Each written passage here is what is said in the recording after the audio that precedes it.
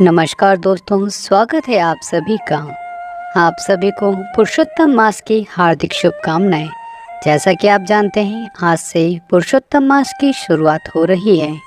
आज हम सुनेंगे पुरुषोत्तम मास में प्रतिदिन सुने जाने वाली दामोदर भगवान की कहानी, जिसे अधिक मास में नियम से सुनने पर अधिक मास में स्नान व्रत का पूर्ण फल प्राप्त होता है और पुरुषोत्तम भगवान की कृपा प्राप्त होती है।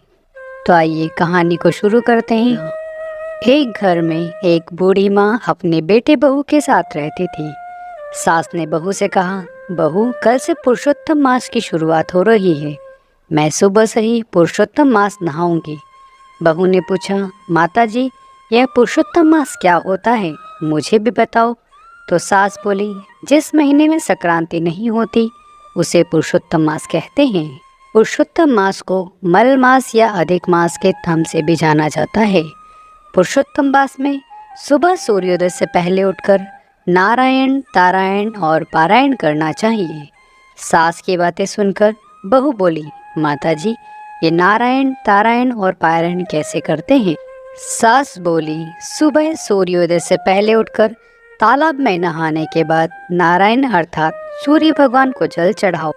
तारायण मतलब ध्रुव तारे का दर्शन करो और पारायण मतलब रामायण का मास पारायण करो।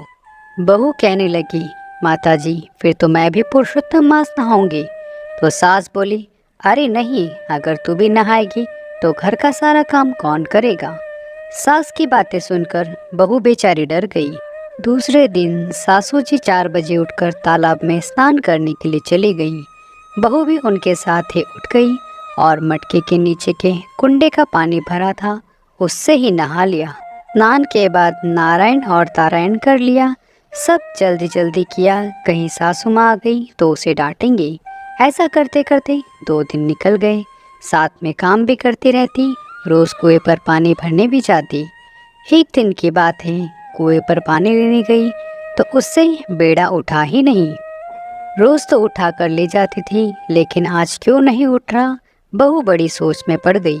इधर उधर देखा तो एक लड़का दिखाई दिया।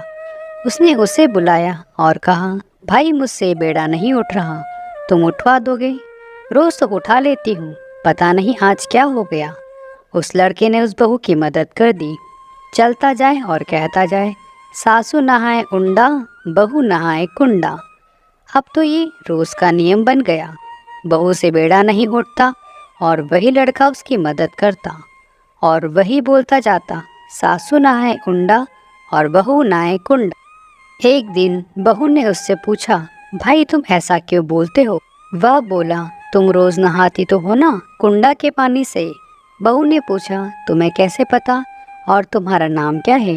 वह बालक मधुर मुस्कान से बोला, मेरा नाम दामोदर है।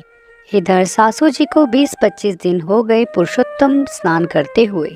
उसने बहू से कहा, कल पुरुषोत्तम का जोड़ा जमाऊंगी, तो कल 5 पकवान बनाना। और अब बहू चिंता में पड़ गई कि पुरुषोत्तम तो मैं भी नहा रही हूँ, जोड़ा कहाँ से लाऊंगी? सोचते सोचते हुए रात निकल गई। सुबह रोज की तरह नारायण तारायण किया और पानी लेने गई। कुएं पर देखा तो दामोदर वहीं खड़ा था। उसने उसे अपनी समस्या बताई। दामोदर ने कहा, बहन, चिंता क्यों करती हो, मैं हूँ ना, मैं आ जाऊंगा जोड़ा चिमने। तो वह बोली, मैं तुम्हें कैसे बुलाऊंगी? तो दामोदर बोला, कुछ नहीं, 2 थाली परोसकर तुलसी वृंदावन में रख देना और घंटी बजा देना, मैं आ जाऊंगा। बहू बोली, ठीक है, मैं ऐसा ही करूंगी। दूसरे दिन भी जल्दी जल्दी नारायण तारायण किया और 5 पकवान बना लिए और सासू जी से कहा, ब्राह्मण के जोड़े को बुला लाओ, भोजन तैयार है। सासू ने जोड़े को आगे बिठाया और थाली परोस कर रख दी। बहू भी पीछे के दरवाजे से तुलसी वृंदावन में 2 थाली लेकर गई और घंटी बजा दी। बहू ने जोड़ा जिमाने के लिए उन्हें रसोई में बैठाकर भोजन कराने लगी। भाग भाग कर सासू के जोड़े को भी परोस रही थी और रसोई में बैठे राधा दामोदर को भी परोस रही थी। थोड़ी देर बाद बहू ने देखा, सासू माँ तो जोड़े को पैसे कपड़े सब दे रही है। अंदर जाके सोचने लगी, मैं दामोदर को क्या दूंगी? बहू के मन की बात भगवान समझ गए। तुरंत बोले, तुलसी पत्ता लाकर मेरे हाथ पर रख दो।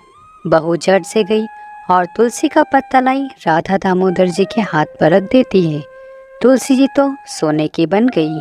बहू को बहुत आश्चर्य हुआ। उसने दामोदर से पूछा, यह क्या माया है? यह सुनते ही भगवान ने अपना रूप विराट दिखा दिया। भगवान का विराट रूप देखकर बहू देखती ही रह गई। भगवान के चरणों में गिर गई और कहने लगी, मुझे माफ करना प्रभु, मैंने आपसे अज्ञानतावश आपको नहीं पहचानते हुए आपसे रोज बेड़ा उठवाया। राधा दामोदर जी को आशीर्वाद देकर अंतर्ध्यान हो गए। जब सासू ने जोड़ा जिमा दिया तो बहू से कहने लगी, चल अब अपन दोनों भी भोजन कर लेते हैं। रसोई में गई तो देखा 2 थाली भरी थी हीरे मोती माणक से। कलश भी सोने का हो गया और भगवान के पद चिन्ह देखकर सासू को बहुत आश्चर्य हुआ। बहू से पूछा तो बहू ने सारी बात बता दी। सास बोली, अरे बहू, तू तो बड़ी भाग्यवान है, तेरे लिए भगवान श्री कृष्ण स्वयं राधा जी के साथ आए थे। सास बहू दोनों का पुरुषोत्तम मास संपन्न हो गया।